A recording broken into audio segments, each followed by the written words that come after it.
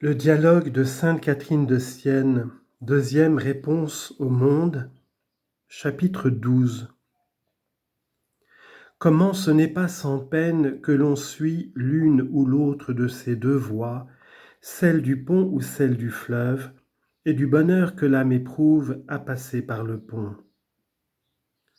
Tels sont les deux chemins que l'on peut suivre, et dans chacun d'eux le passage est pénible. Quelle n'est donc pas l'ignorance et l'aveuglement de l'homme ? Il persiste à vouloir s'engager dans le chemin de l'eau alors qu'il trouve devant lui une voie toute prête qui procure tant de joie à ceux qui la suivent, que toute amertume leur est douce, que tout fardeau leur devient léger. Bien qu'il soit dans les ténèbres du corps, il y rencontre la lumière, et quoique mortel, il y trouve la vie immortelle, en y goûtant par sentiment d'amour la lumière d'une éternelle vérité qui promet de donner le repos à ceux qui se dépensent pour moi. Car je ne suis pas oublieux. Moi, je connais ceux qui me servent. Je suis juste et je rends à chacun suivant ses mérites. Toute bonne action est récompensée, toute faute est punie. La joie que ressent celui qui marche dans cette voie, nulle langue ne la peut dire, aucune oreille ne la peut entendre, il n'est point d'œil qui la puisse voir. Il goûte dès cette vie et possède déjà le bien qui lui est préparé dans la vie durable. Bien fou donc celui qui méprise un si grand bien et préfère se procurer en cette vie un avant-goût de l'enfer en passant par la voie d'en dessous où l'on rencontre bien des peines sans aucune consolation et sans aucun bien. Car par leur péché ils se privent de moi qui suis le bien souverain et éternel. Tu as donc raison de gémir, et je veux que toi et mes autres serviteurs soyez en continuelle douleur de l'offense qui m'est faite, et preniez en pitié l'ignorance et le malheur de ceux qui m'outragent avec tant d'inconscience. Tu as vu désormais, tu as appris comment est fait ce pont, et que ce pont est vraiment, comme je te l'ai dit, mon Fils unique, unissant ainsi que je te l'ai expliqué, la grandeur avec la bassesse.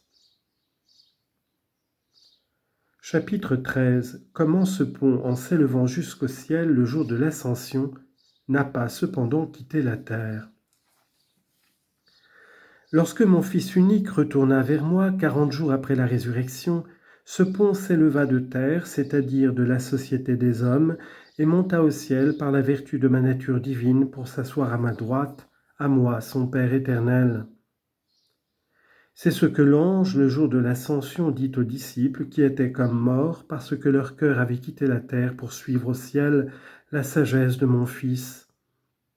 Ne demeurez plus là, leur dit-il, puisqu'il est assis désormais à la droite du Père. Acte 1, 11.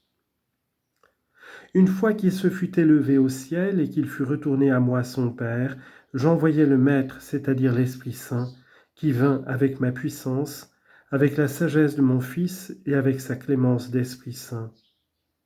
Il ne fait qu'un avec moi le Père et avec mon Fils. Il affermit la voie de la doctrine que ma vérité laissa dans le monde. Ainsi, en dérobant aux hommes sa présence, mon Fils leur laissa la doctrine avec les vertus, pierre vivante fondée sur cette doctrine, qui est la voie que vous a faite ce doux et glorieux pont. Il s'employa d'abord, et par ses propres œuvres, à vous tracer la voie, en vous donnant la doctrine par ses exemples plus que par ses paroles. Il agit avant de parler.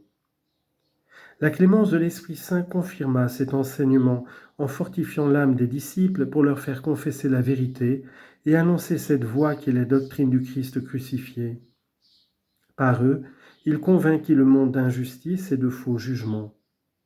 Injustice et faux jugements que je t'exposerai dans la suite plus longuement. Ce que je viens de te dire est pour dissiper toute ténèbre qui pourrait obscurcir la pensée de ceux qui m'écoutent. Il pourrait dire, avec ce corps du Christ, il a bien été établi un pont par l'union de la nature divine avec la nature humaine. Nous le voyons et c'est bien vrai. Mais ce pont nous a été enlevé en remontant au ciel. Il était bien une voie, il nous enseignait la vérité par son exemple et par ses œuvres. Mais désormais, Que nous reste-t-il? Où trouver la voie?